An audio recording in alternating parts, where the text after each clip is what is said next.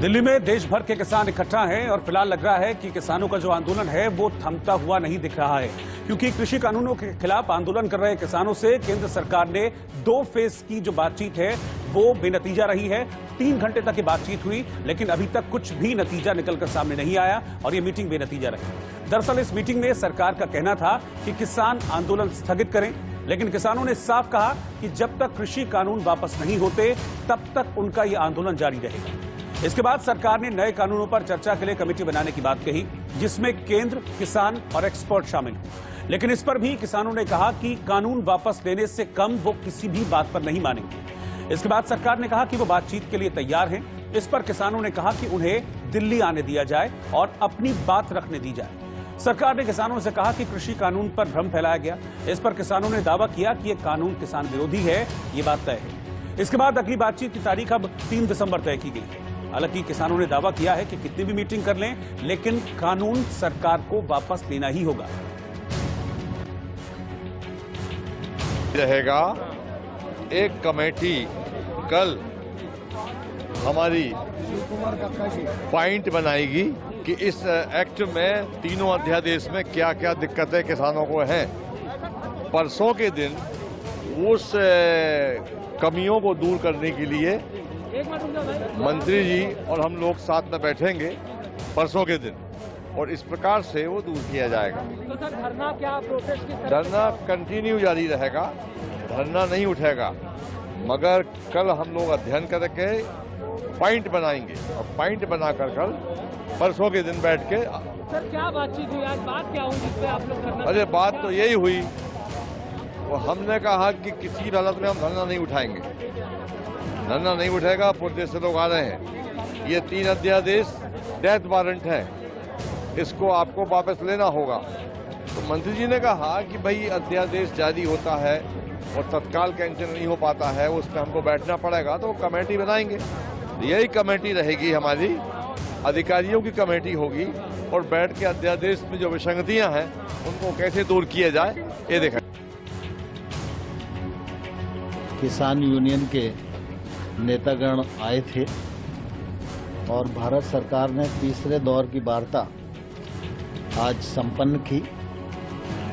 वार्ता काफ़ी ठीक रही और एक दूसरे के प्रति काफ़ी समझ बनी है, और हम सब लोगों ने ये तय किया है कि अब परसों वार्ता का 4था चरण शुरू होगा और परसों तक ये लोग भी इशू अपने लेकर आएंगे और उन पर जिंदवार फिर चर्चा की जाए।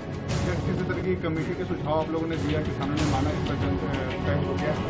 नहीं, सामान्य तौर पर हम सब लोग चाहते थे कि एक छोटा ग्रुप बने, लेकिन सभी यूनियंस का कहना यह था कि सब लोग एक साथ मिलकर बात करेंगे, तो सरकार को सबसे मिलकर बात करने में भी कोई आपत्ति नहीं। लगता है कि सरकार ये प्रदर्शन को समाप्त करा लेगी, किसानों को कुछ कर देगी? स्वाभाविक रूप से हम तो किसान भाइयों को ये आग्रह करते ही हैं कि वो आंदोलन स्थगित करें और वार्ता के लिए आएं, लेकिन ये फैसला करना किसान यूनियन पर और किसानों पर निर्भर है। उधर हरियाणा की 130 खाप पंचायतों ने किसान आंदोलन में शामिल होने का ऐलान किया है, जिसका मुद्दा भी सरकारों और किसानों की मीटिंग में उठा है, क्योंकि मीटिंग के बाद बाहर आए किसान संगठनों से जुड़े लोगों ने दावा किया कि हरियाणा में खट्टर सरकार पर इस आंदोलन के चलते संकट के बादल छा गए हैं। उन्होंने डिप्टी सीएम दुष्यंत चौटाला से किसानों का साथ देने की अपील की और खट्टर सरकार से समर्थन वापस लेने को कहा। खट्टर की सरकार बहुत खतरे में पड़ गई है। बहुत 40 के करीब खाप पंचायतों का जींद में मीटिंग हुआ है और बड़े पैमाने पर जो किसान लोग हैं वो अभी खट्टर से विरोध कर रहे हैं, और उन्होंने अपने बेटे जो एमएलए हैं उनको बोला है कि आप खट्टर की हमायत वापस लो, और लोगों को कॉल दी है कि दिल्ली की तरफ मार्च चलो। जेजेपी की सपोर्ट कुछ दिनों में वापस, आपको पता है कल ये जो कल सख्त किया है, कल आपको पता है विज को गुरुद्वारा से भगा दिया लोगों ने। और मुझे ये लगता है कि हरियाणा में खट्टर की सरकार के ऊपर संकट के बादल जो मंडरा रहे हैं, और जेजेपी जो है उससे नाता तोड़ेगी। चौटाला को अगर अपने दादा का वो कैरियर याद आए तो मैं हरियाणा के जो किसान लोग हैं उनको अपील करता हूं कि जेजेपी को हरियाणा की जो सरकार है उसके बाहर आने के लिए, खट्टर की हमायत वापस करने के लिए मैं उनको अपील करता हूं। और ये एक बड़ा करारा थप्पड़ होगा बीजेपी को। और पंजाब और हरियाणा में 2 जगह में दूसरी विकेट जब गिरेगी तो लोगों को लगेगा हम किसान आंदोलन ने बहुत बड़ी प्राप्ति करी। इससे पहले हरियाणा के निर्दलीय विधायक सोमवीर सांगवान ने खट्टर सरकार से समर्थन वापस ले लिया। चरखी दादरी में सांगवान ने कहा कि किसानों पर हुए अत्याचारों को देखकर उन्होंने सरकार से अपना समर्थन वापस ले लिया। इस जुल्म को हम देख नहीं सकते, इसलिए इस अवसर पर मैंने भी कल हमारे सांगवान खाप की मीटिंग करी थी। तमाम भाइयों को लेकर दिल्ली कूच कर रहे हैं और कल अपने चेयरमैन से त्यागपत्र दिया था और आज इस मंच के माध्यम से आप लोगों के सामने जो हम निर्दलीय विधायक होने के नाते सरकार को जो समर्थन किया था, किसानों के जुल्म हो रहे भाइयों के सहयोग से इस सरकार के साथ मैं नहीं चल सकता, इसलिए सरकार से अपना समर्थन वापस लेने की घोषणा करता हूँ। इससे पहले कृषि कानून के खिलाफ किसानों ने जोरदार प्रदर्शन किया। कहीं तो किसान सड़कों पर अड़े रहे तो कहीं किसान काफी उग्र नजर आए। क्योंकि देखिए कैसे गाजियाबाद में किसानों ने ट्रैक्टर की मदद से यूपी गेट पर लगाए गए पुलिस की बैरिकेडिंग को तोड़ दिया। इतना ही नहीं, बैरिकेडिंग तोड़ने के बाद भी किसानों का गुस्सा शांत नहीं हुआ तो फिर उन्होंने हाथों से बैरिकेड्स को उठाकर फेंकना शुरू कर दिया।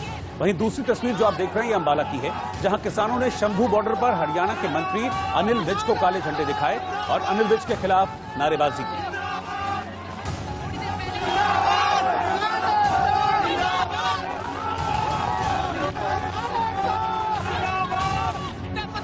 बैरिकेड तोड़ दिया है, ट्रैक्टर चला दिया है बैरिकेड पर।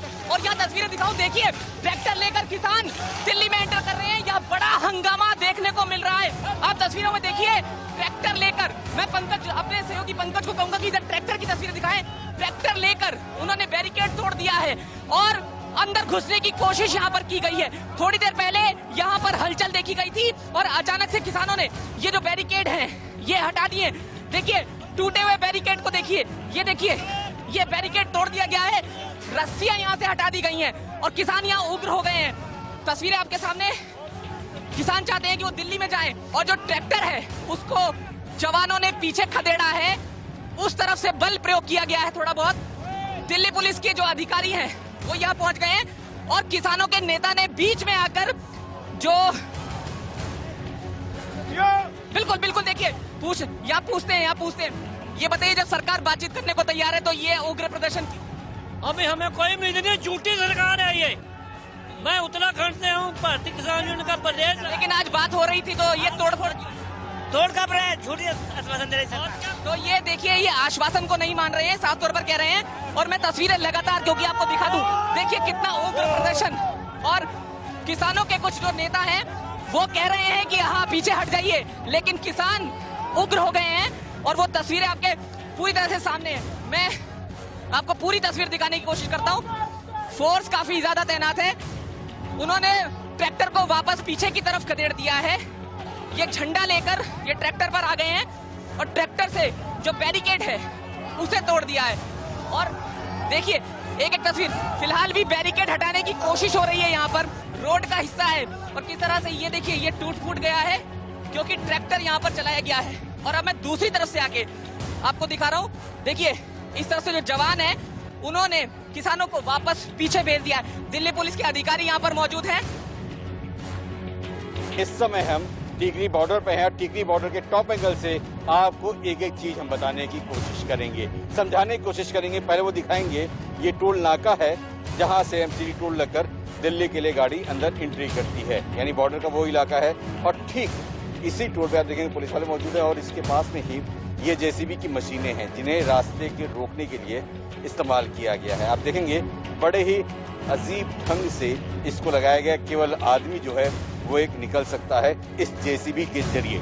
और जेसीबी से आगे हम बात करें तो आप देखिए पुलिस ने अपना कैंप लगा रखा है और साथ में एक बैरिकेडिंग आगे है और उसके ठीक हम कहें तो 20 मीटर आगे दूसरी बैरिकेडिंग है। डबल लेयर बैरिकेडिंग है और सब बैरिकेडिंग में हम कहें तो पहली वाली जो आगे की बैरिकेडिंग है वो डबल लेयर की गई है और आगे की तरफ सिंगल लेयर की गई है, यानी बस 20 हम कहें तो 10 से 20 मीटर की गैप में ही दो बैरिकेडिंग हुई है। और उसके आगे किसान है, इन किसानों से मिलने के लिए जद्दोजहद करनी पड़ेगी, सब तरह से पूरी तरह से बैरिकेडिंग रोक दी गई है, यानी कोई भी ना इधर से आ सकता है, ना चाहे कोई इधर से उधर जा सकता है, यानी दो तरफ से रोक दिया गया। किसान जो हैं शाम जैसे हो रही है ट्रॉली पे है, गीत संगीत चलाकर अभी एंजॉय करते नजर आ रहे हैं, क्योंकि सुबह तक उनका यहाँ पे प्रदर्शन चलता है, नारेबाजी करते हैं। सीएए और एनआरसी प्रोटेस्ट का चेहरा और शाहीन बाग की दादी बिल्किस बानो भी अब किसान आंदोलन का हिस्सा बन गई है, क्योंकि दावा है कि आज वो किसानों के आंदोलन में शामिल होने के लिए सिंघू बॉर्डर पहुंच गई। दरअसल टाइम मैगजीन की 2020 में सबसे प्रभावशाली लोगों की लिस्ट में बिल्किस बानो का नाम शामिल किया गया। अभी किसान आंदोलन को लेकर चर्चा में है, क्योंकि एक वीडियो में देखा गया कि वो किसान आंदोलन में शामिल होने की बात कह रही हैं। हम बॉर्डर पे जा रहे हैं, कहाँ किसान भाई बैठे हैं, कहाँ हम बैठे हैं तो किसान भाई हमारी मदद करी उन्होंने। अब हम उनसे बात करने जा रहे हैं। अपनी मांग, जो किसान की मांग है वही हमारी मांग है, और हम भी किसान की बेटी हैं, किसान की। बिल्किस दादी के नाम से मशहूर बिल्किस बानो उत्तर प्रदेश की रहने वाली हैं, लेकिन फिलहाल अपने बच्चों के साथ दिल्ली में रह रही हैं, और इस बार उन्होंने कृषि कानूनों के खिलाफ किसानों के दिल्ली चलो प्रदर्शन को समर्थन दिया। हम भी किसान की बेटी हैं, किसान की बहू हैं। हम जाएंगे वहाँ 1 बजे के करीब निकलेंगे यहाँ से, उनके घर मिलने जाएंगे और आवाज भी उठाएंगे। सरकार हमारी बात सुने, किसानों की भी और हमारी भी, हम किसानों के साथ। हालांकि जैसे ही इस बात की जानकारी पुलिस को मिली कि बिल्किस बानो किसानों के प्रदर्शन में शामिल होने के लिए जाने वाली हैं, वैसे ही पुलिस ने उन्हें हिरासत में ले लिया। दरअसल शाहीन बाग में सीएए और एनआरसी के विरोध प्रदर्शन के दौरान बिल्किस का नाम पूछे जाने पर उन्होंने अपना नाम बताने से इनकार करते हुए कहा था कि हम नाम नहीं बताएंगे क्योंकि हमारे पास दस्तावेज नहीं है। किसानों के समर्थन में जानी मानी सोशल एक्टिविस्ट मेधा पाटकर भी दिल्ली के बॉर्डर पहुंची और कृषि कानूनों को वापस लेने की अपील की। कॉर्पोरेट्स इतने बदमाश होते हैं कि वो कैसे भी अनुबंध करेंगे तो भी आखिर फंसाते हैं। देश को लूटते हैं तो किसान को नहीं लूटेंगे। वो कोई नकदी फसल ही लेंगे, वो कोई अन्न सुरक्षा की परवाह नहीं करेंगे, और अगर उनमें विवाद हुआ तो कानून कहता है एसडीएम के पास जाओ। ये कैसे भाई?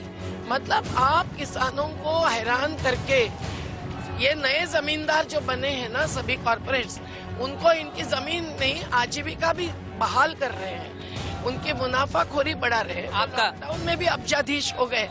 आपका स्टैंड क्या होगा अब आगे इस मामले पर? हम सब लोग अखिल भारतीय किसानों के संघर्षों के समन्वय के साथ है, और अधिकाधिक व्यापक समन्वय होना चाहिए। कोई भी संगठन अभी बाहर नहीं रहना चाहिए। सरकार की कोशिश है कि तोड़ तोड़ कर बातचीत करे। हम लोगों का किसानों को ऐलान है कि आप सब एक हो जाइए और इतनी एकजुटता दिखाए कि वो उस दीवार के अंदर घुस नहीं पाएंगे। वो दिल्ली में घुसने नहीं देते हैं। आप अपने महल में किसानों के सशक्त एकजुटता के नहीं घुसने देना चाहिए, और इन तीनों कानून वापस लेना, और बिजली बिल, क्योंकि फसल बीमा में लूट गए, डीजल के भाव बढ़ा दिए, बीज खाद के भाव बढ़ा दिए, अब बिजली, अब उसमें ही सब्सिडी बची थी वो भी ये खत्म कर रहे हैं। ये सब कुछ ease of doing business by the handful of corporates, जिसको 68,000 करोड़ की कर्ज मुक्ति थी। किसानों को 10,000 के लिए भी आत्महत्या करनी पड़ रही है। हर 17 मिनट में एक किसान आत्महत्या कर रहा है। आपके साथ बात करते करते हो गई होगी बस। निर्दलीय विधायक सोमवीर सांगवान ने हरियाणा सरकार से समर्थन वापस ले लिया है। किसान आंदोलन के बीच हरियाणा सरकार से निर्दलीय विधायक सोमवीर सांगवान ने अपना समर्थन वापस ले लिया है। इससे पहले सोमवार को सोमवीर ने पशुधन विकास बोर्ड चेयरमैन के पद से इस्तीफा दे दिया था।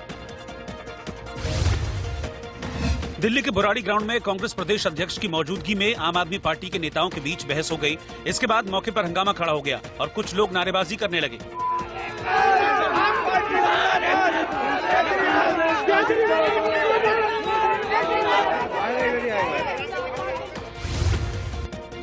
जेएनयू के पूर्व छात्र नेता शेहला रशीद को उनके पिता ने देशद्रोही बताया है। साथ ही विदेशी फंडिंग को लेकर शेहला के खातों की जांच की मांग की है। हैदराबाद में निकाय चुनाव में वोट डालने के लिए असदुद्दीन ओवैसी बाइक से पहुंचे। वहीं वोट डालने के बाद वो खुद बाइक से निकल गए।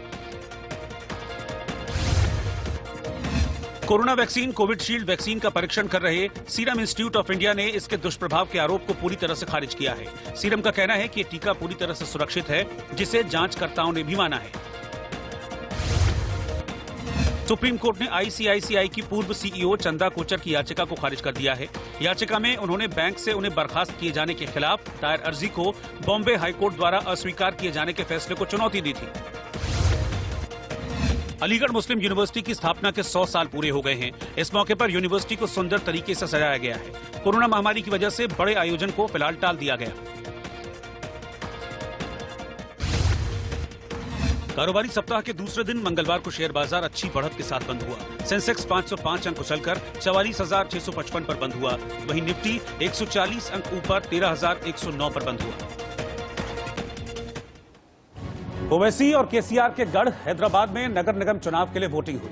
ये चुनाव सभी दलों के लिए लिटमस टेस्ट की तरह है, क्योंकि बीजेपी ने पहली बार नगर निकाय चुनाव में सक्रियता दिखाते हुए जोरदार प्रदर्शन किया था। अब देखना होगा कि ओवैसी के गढ़ में क्या वाकई बीजेपी का भाग्य चमकेगा। से हैदराबाद में वोटिंग शुरू हुई, जिसमें कोरोना महामारी को देखते हुए बैलेट पेपर से वोट डाले गए। हालांकि शुरुआत में वोटिंग की रफ्तार काफी सुस्त नजर आई, लेकिन बाद में वोट डालने के लिए लोग घरों से निकले।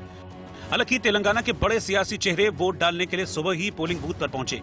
देखिए कैसे केंद्रीय गृह राज्य मंत्री जी किशन रेड्डी, एआईएमआईएम के चीफ असदुद्दीन ओवैसी, टीआरएस नेता के कविता और तेलंगाना के गृह मंत्री मोहम्मद महमूद अली समेत कई नेताओं ने अपने मताधिकार का इस्तेमाल किया। इस दौरान सभी ने लोगों से अपना वोट डालने की अपील की और कहा कि अगर आप वोट नहीं देंगे तो आपको सवाल करने का कोई अधिकार नहीं होगा।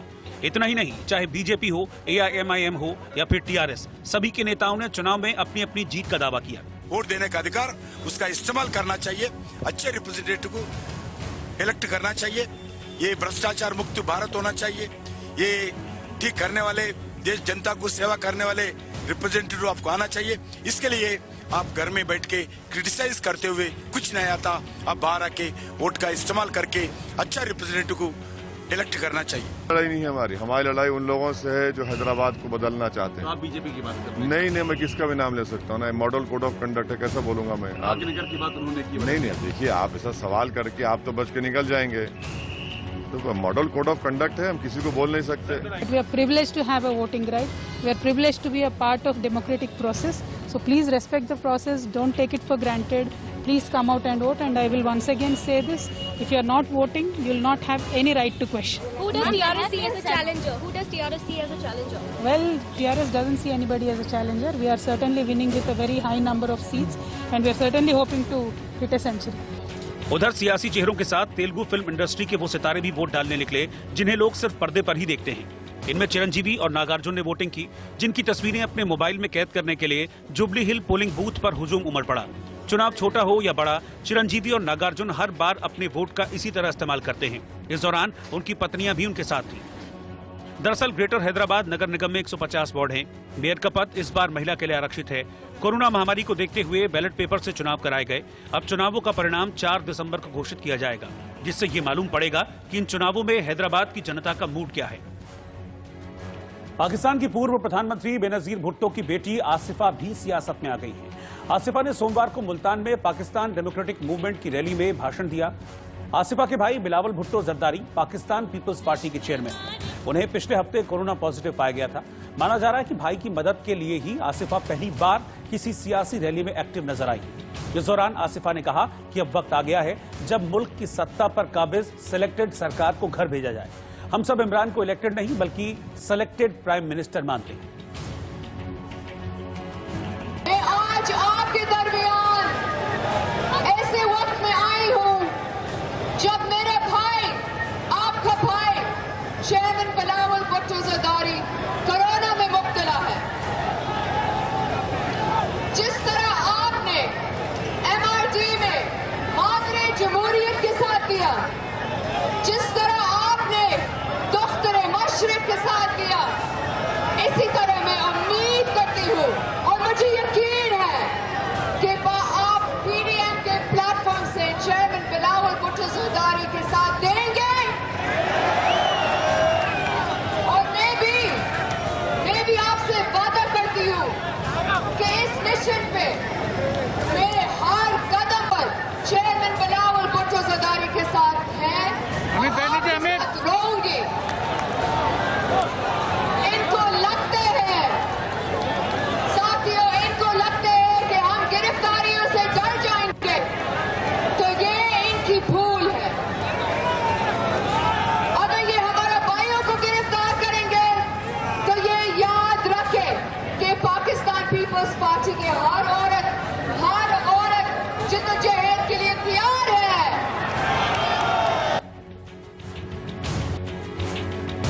कांग्रेस से किनारा कर चुकी उर्मिला मातोंडकर आज शिवसेना में शामिल हो गई।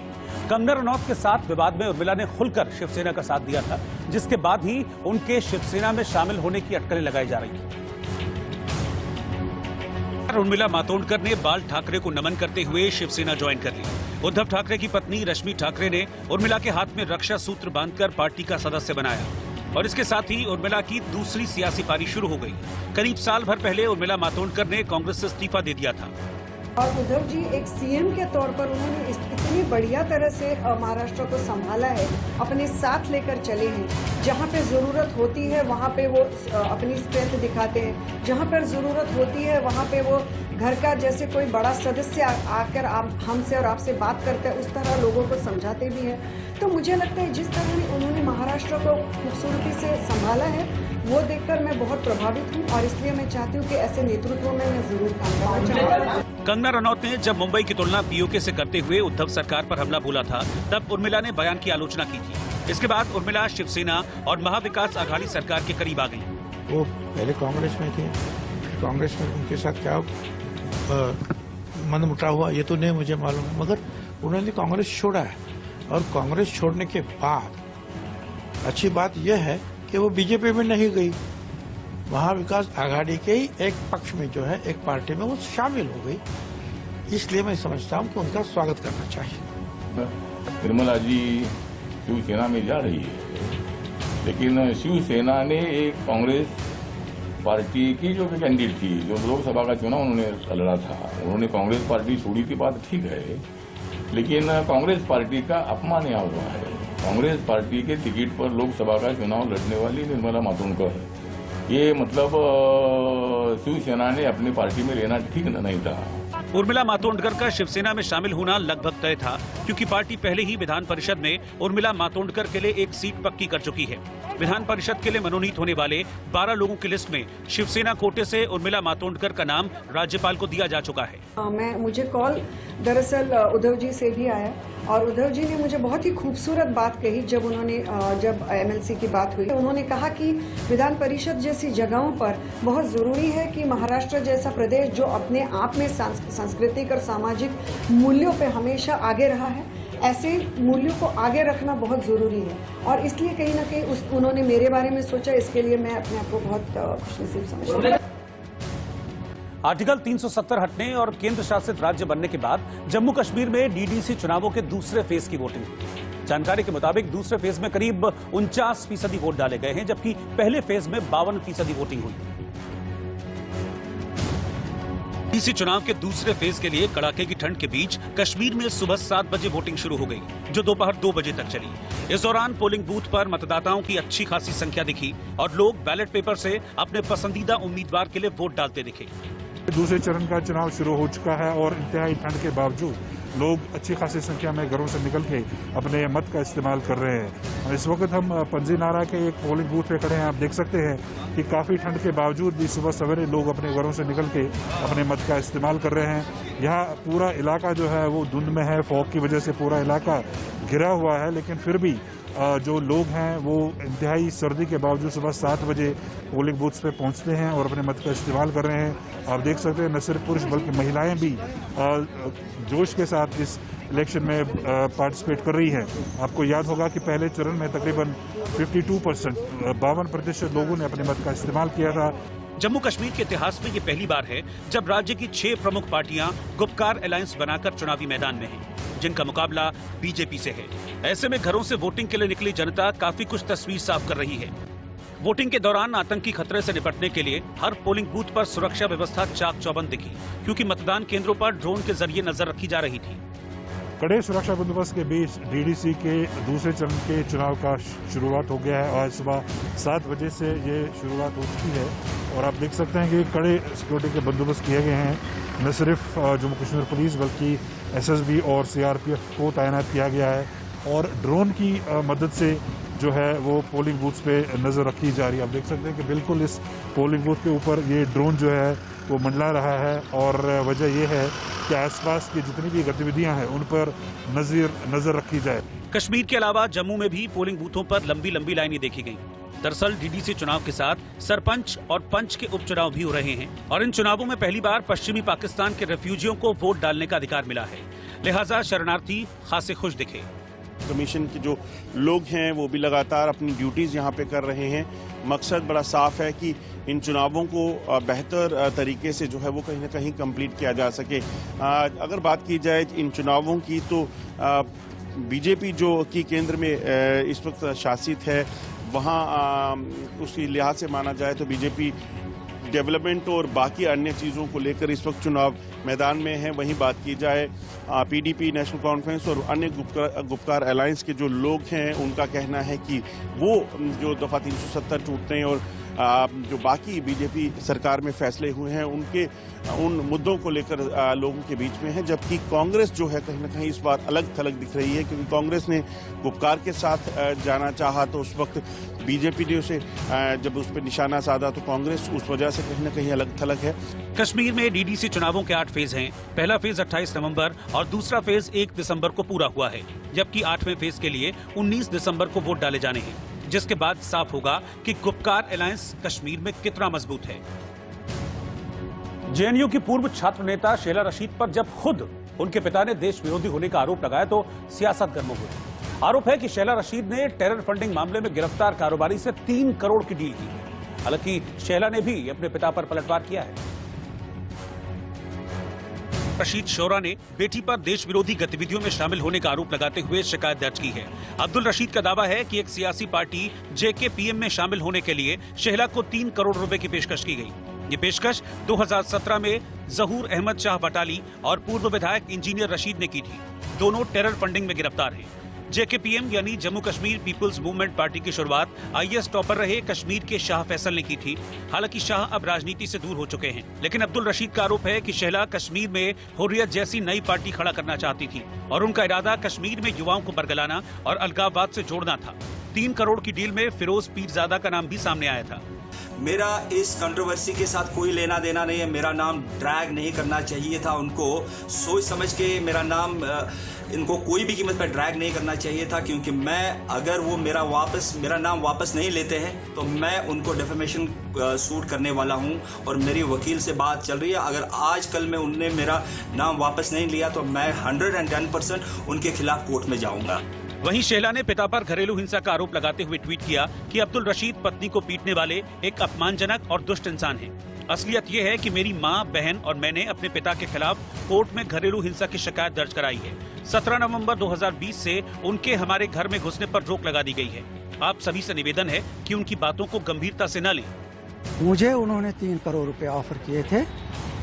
ये समझ लो एक दक्षिणा थी पार्टी में आने के लिए। तो मैं डीजी साहब को भी मैंने बता दिया कि मेरी रेजिस्टेंस के कारण ही शायद मैं कहीं असली राग को छू गया इनकी, तब जाके इतना वायलेशन किया इन्होंने।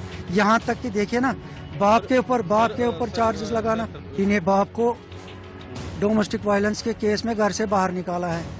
शेला रशीद धारा 370 खत्म होने के बाद सेना पर दिए बयानों से चर्चा में रही थी और उन पर राजद्रोह का केस भी दर्ज हुआ था, लेकिन एंटी नेशनल गतिविधियों में शामिल होने के आरोप के बाद सियासी पारा फिर से चढ़ गया है। शेला रशीद के पिता ने ये सारा काला चिट्ठा इनका उजागर किया है तो सारी दुनिया के सामने सच सामने आया है।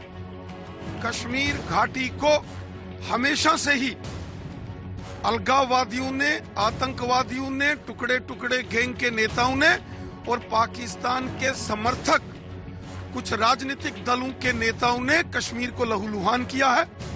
आम कश्मीर की जनता को कत्ल किया गया है और पाकिस्तान से पैसे लेकर कश्मीर के अंदर इन लोगों ने दुकानें सजाई हुई है। जो उनके पिताजी द्वारा आरोप लगाया है, मुझे लगता है बिल्कुल ठीक है, क्योंकि मैं उसका एक साक्षी हूँ। अगर मैं यहाँ कैंपस में देखूँ, ऐसे यूनियन की मीटिंग में और खासतौर से जब हम लोग साथ में काम करते थे तो ऐसे ऑफर मिलते थे।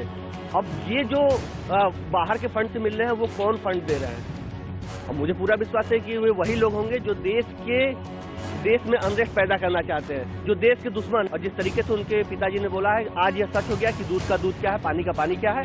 वहीं शेला रशीद की दलील है कि अगर वो राष्ट्र विरोधी गतिविधियों में शामिल हैं तो उनके पिता ने शिकायत दर्ज करने में देर क्यों की। शेहला रशीद ने अपने पिता पर घरेलू हिंसा का आरोप लगाया है। साथ ही दावा किया है कि इस मामले में सुनवाई के बाद कोर्ट ने अब्दुल रशीद को घर में जाने से मना किया था। लेकिन इंडिया न्यूज से बातचीत में अब्दुल रशीद ने क्या कहा वो सुनिए। एक तो मुझे रेस्टोर किया है ग्राउंड फ्लोर में, उसके बाद देखे ना इसी ऑर्डर में एसएचओ कंसर्न के ऊपर एक नोट है कि एसएचओ को मुझे ग्राउंड फ्लोर में रेस्टोर करना है और बाकी फैमिली को फर्स्ट फ्लोर में रेस्टोर करना है।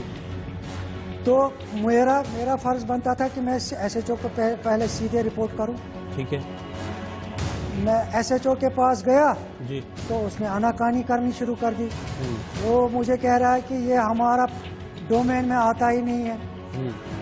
वो उल्टा शेहला को फोन कर रहे हैं कि आपके डैडी ने कोर्ट से ऑर्डर लाया है घर जाने का, क्या करना है, जैसे चीफ जस्टिस से इनको इंस्ट्रक्शन रखने।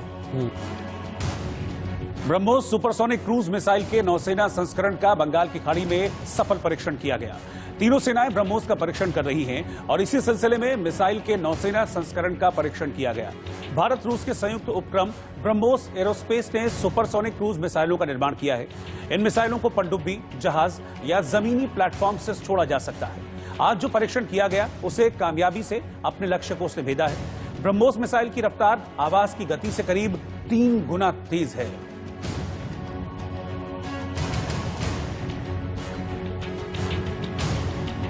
और वहीं रूस ने दुनिया की सबसे तेज उड़ने वाली मिसाइल जिरकॉन का सफल परीक्षण कर लिया है। रूस ने हाल ही में सफेद सागर में मौजूद अपने northern fleet admiral Gorshkov frigate से इस मिसाइल का टेस्ट किया। मिसाइल ने 450 किलोमीटर दूर मौजूद अपने निशाने को भेद दिया। जिरकॉन मिसाइल की रफ्तार ध्वनि की गति से 8 गुना ज्यादा यानी करीब 9,800 किलोमीटर प्रति घंटा बताई जा रही है। अगर इस मिसाइल को रूस की राजधानी मॉस्को से छोड़ा जाए तो ये 1 घंटे बाद लॉस एंजलिस में हमला कर देगी और इस मिसाइल को अमेरिका के लिए बड़ा खतरा बताया जा रहा है। इससे पहले अक्टूबर में पुतिन के जन्मदिन पर रूस ने जिरकॉन मिसाइल का परीक्षण किया था।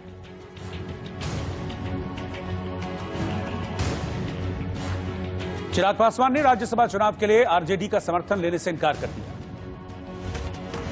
बिहार में एलजेपी के अध्यक्ष चिराग पासवान ने राज्यसभा चुनाव के लिए आरजेडी का समर्थन लेने से इनकार कर दिया है। चिराग ने आरजेडी के समर्थन देने के प्रस्ताव को सधन्यवाद ठुकरा दिया। अभिनेत्री उर्मिला मातोंडकर महाराष्ट्र की सत्ताधारी पार्टी शिवसेना में शामिल हो गईं। उन्होंने मुख्यमंत्री उद्धव ठाकरे की मौजूदगी में पार्टी की सदस्यता ग्रहण की। मध्य प्रदेश के इंदौर में नगर निगम, जिला प्रशासन और पुलिस ने एंटी माफिया अभियान फिर से शुरू किया है। इसके तहत द्वारिकापुरी क्षेत्र में बदमाश रघुवीर के 3 मंजिला मकान को गिरा दिया गया।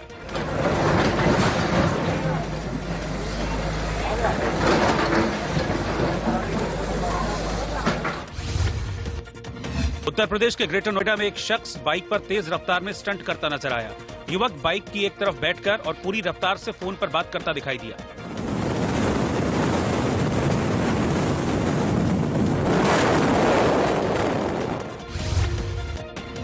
महाराष्ट्र में शिरडी साईं मंदिर संस्थान ने भक्तों से मंदिर में भारतीय कपड़े पहनकर आने की अपील की है। संस्थान का कहना है कि कुछ दिनों से शिकायत आ रही थी कि कुछ महिला श्रद्धालु छोटे कपड़े पहनकर दर्शन के लिए आ रही हैं।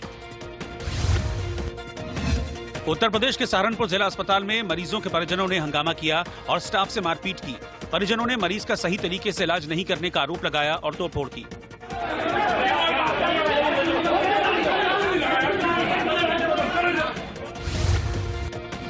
उत्तर कोरिया के शासक किम जोंग उन ने गुपचुप तरीके से कोविड-19 वैक्सीन लगवा ली है। 1945.com ने जापान के 2 खुफिया सूत्रों के हवाले से इस बात का दावा किया है। उत्तर प्रदेश में नई फिल्म सिटी बनाने के मिशन को पूरा करने के लिए सीएम योगी मुंबई में हैं। आज एक्टर अक्षय कुमार के साथ डिनर के बाद कल दौरे के दूसरे दिन सीएम योगी देश के कई बड़े उद्योगपतियों, बैंकर्स और सिनेमा की दुनिया से जुड़ी हस्तियों से मुलाकात करेंगे। इस दौरान वो राज्य में निवेश, प्रस्तावित फिल्म सिटी पर चर्चा करेंगे। ये बैठक मुंबई के ट्राइडेंट होटल में होगी। योगी सरकार ने यूपी के नोएडा में फिल्म सिटी बनाने का ऐलान किया है। इसके अलावा बीएसई में लखनऊ नगर निगम के म्युनिसिपल बॉन्ड को प्रतीकात्मक तौर पर योगी लॉन्च करेंगे। आने वाले हैं और यहाँ पे जब मुंबई में आएंगे तो एक कहीं ना कहीं हम कह सकते हैं कि उनका प्लान है जहाँ पे वो फिल्म स्टार्स को मिलने वाले हैं। यूपी में एक फिल्म सिटी खोलने की जो है उन्होंने अनाउंसमेंट की है, उसको लेकर फिल्म स्टार्स को मिलने वाले हैं। यूपी के वो चीफ मिनिस्टर है, उनका स्वागत है महाराष्ट्र में। रही बात जो है जिस हेतु वो आ रहे हैं, वैसे तो मुंबई में कई सारे जो इंडस्ट्रियलिस्ट वगैरह रहते हैं, कई सारे बिजनेसमैन रहते हैं और कई बार अलग अलग राज्यों के मुख्यमंत्री यहाँ आकर कॉन्फ्रेंस करते हैं, इन लोगों को मिलते हैं। यहाँ के क्यों, फॉरेन से भी आते हैं और वो भी बॉलीवुड के लोगों को मिलते हैं, वहाँ मिलते हैं, यहाँ मिलते हैं और वो आमंत्रित करते हैं वहाँ शूटिंग करे वगैरह। तो जैसे कि आनंदीबेन पटेल जो हमारी गुजरात की भूतपूर्व मुख्यमंत्री, वो भी आई थी और गुजरात में चलो अपने अपने जो है इंडस्ट्री लेकर उसने ट्राई तो करते हैं, तो इसमें गलत कुछ नहीं है, तो करना चाहिए। तो योगी साहब भी करेंगे। महाराष्ट्र में अजान को लेकर सरकार और विपक्ष आमने सामने आ गए। असल में मुंबई में शिवसेना के एक नेता ने अजान की खासियत बताते हुए प्रस्ताव रखा कि गीता पाठ प्रतिस्पर्धा की तरह अजान की भी प्रतिस्पर्धा कराई जाए, लेकिन अजान की तारीफ से सियासी पारा चढ़ गया है। गणेशोत्सव छोड़कर अजान की स्पर्धा करने की, भगवा झंडा छोड़कर हरा झंडा पकड़ने की शिवसेना में स्पर्धा। कोई कार्यक्रम में हिस्सा लेना या कोई कार्यक्रम में अभिनय करना, इसका मतलब ये नहीं होता कि कोई वो धर्म को स्वीकारने का काम करता है। अगर बीजेपी बौखला रही है तो उनको समझना पड़ेगा कि दिलीप कुमार हो, शाहरुख खान हो, ऐसे ऐसे किरदार उन्होंने किए कि कोई दूसरा भी कलाकार शर्मा जाएगा। कला को धर्म के चश्मे से देखना, हमें लगता है इससे छोटी बात कुछ हो नहीं सकती। शिवसेना और शिवसेना के नेताओं को अभी अजान सुनना अच्छा लग रहा है और अजान से मनशांति मिलती है, इस प्रकार की बात वो करने लगे हैं। सत्ता प्राप्ति के लिए, मुख्यमंत्री होने के लिए उद्धव ठाकरे जी ने भगवा तो छोड़ दिया था, लेकिन अभी सत्ता में बरकरार रहने के लिए हरा झंडा ही हाथ में लिया है। राजधानी दिल्ली में पिछले कई दिनों से कोरोना संक्रमितों की संख्या में लगातार इजाफा हो रहा है, लेकिन कुछ दिनों में इस संख्या में धीरे धीरे गिरावट आती हुई दिख रही है। पिछले 24 घंटों में कोरोना के 4006 मरीज सामने आए हैं, वहीं 86 मरीजों ने इलाज के दौरान दम तोड़ दिया। वहीं मंगलवार को 4006 संक्रमित मरीजों के मुकाबले 5036 लोगों को डिस्चार्ज किया गया। दिल्ली में अभी पॉजिटिविटी रेट 9.05 है। राजधानी में अब तक कुल 63,46,521 लोगों की कोरोना जांच की जा चुकी है। दिल्ली में अब तक कुल 5,74,380 मरीजों की पुष्टि हुई है। इनमें से कुल 5,33,351 मरीज अब ठीक हो चुके हैं। कोरोना वायरस से राजधानी दिल्ली में अब तक कुल 9,260 मौतें हो चुकी हैं। दिल्ली में अभी तक कुल 31,769 सक्रिय मरीज हैं। इनमें से करीब 19,000 मरीज होम आइसोलेशन में हैं। राजधानी दिल्ली में कंटेनमेंट जोन की संख्या अभी 5,669 है। पाकिस्तान की गोलाबारी में जम्मू कश्मीर में एक जवान शहीद हो गया। जम्मू कश्मीर के राजौरी सेक्टर में पाकिस्तान की ओर से की गई गोलीबारी में बीएसएफ का एक जवान शहीद हो गया। 5 दिनों के अंदर दूसरी बार पाकिस्तान की ओर से गोलीबारी की गई है। ब्रह्मोस सुपरसोनिक क्रूज मिसाइल के एंटी शिप वर्जन का सफल परीक्षण किया गया। यह टेस्ट अंडमान और निकोबार द्वीप समूह में किया गया। यूपी कांग्रेस के प्रदेश अध्यक्ष अजय कुमार लल्लू ने कुशीनगर में रेप की शिकार बच्ची के परिजनों से मुलाकात की। इस दौरान उन्होंने सरकार से 10 लाख रुपए के मुआवजे की मांग की है। किसान आंदोलन को लेकर किसानों से सरकार की बातचीत चल रही है। इस बातचीत में केंद्रीय कृषि मंत्री नरेंद्र सिंह तोमर भी मौजूद थे, जिन्होंने किसानों से बातचीत की है। इस बातचीत के बाद क्या हल निकलकर सामने आया है, क्या बातें हुई हैं किसानों के साथ, ये बता रहे हैं नरेंद्र सिंह तोमर। उपस्थित थे, सभी लोग एक साथ चर्चा करेंगे तो ठीक है। सरकार को इसमें आपत्ति नहीं है। हम सबके साथ चर्चा करने के लिए तैयार हैं। पहले भी तैयार थे, आज भी तैयार हैं, आगे भी तैयार रहेंगे। और इसलिए 3 दिसंबर को परसों फिर से चौथे चरण की वार्ता होगी और ये वार्ता अच्छी रही है। दूसरा, टिकैत किसान यूनियन के लीडर्स का फ़ोन हम लोगों को आया था, तो स्वाभाविक रूप से वो भी किसानों के क्षेत्र में काम करते हैं, तो हम लोगों ने उनको 7 बजे का समय दिया था। तो सभी उनके पदाधिकारी यहाँ आए और उन्होंने एक्ट से संबंधित भी बातचीत की और कृषि के क्षेत्र में विभिन्न प्रकार की जो और आवश्यकताएं हैं उन पर भी उन्होंने विचार विमर्श किया। हमने उनको भी कहा है कि एक्ट से संबंधित जो आपके इशू हैं वो हमें लिख कर दे दें और हम जब विचार करेंगे तो उन पर भी विचार करेंगे। टिकैत यूनियन के साथ भी बहुत सार्थक और बहुत ही अच्छे माहौल में और बहुत ही सारगर्भित और उपलब्धिपूर्ण चर्चा रही, ऐसा मैं मानता हूं। और किसानों के किसी भी सवाल पर मोदी जी के नेतृत्व में भारत सरकार हमेशा चर्चा के लिए तैयार है, सुझाव के लिए तैयार है, विमर्श के लिए तैयार है और मोदी जी के नेतृत्व में किसानी का क्षेत्र मुनाफे का क्षेत्र बने और कृषि का क्षेत्र आने वाले कल में देश के जीडीपी में अधिक योगदान कर सके, किसानों की आमदनी दोगुनी हो सके, यह मोदी जी का स्वप्न है और उस स्वप्न को पूरा करने के लिए हम सब दृढ़ संकल्पित हैं। धन्यवाद।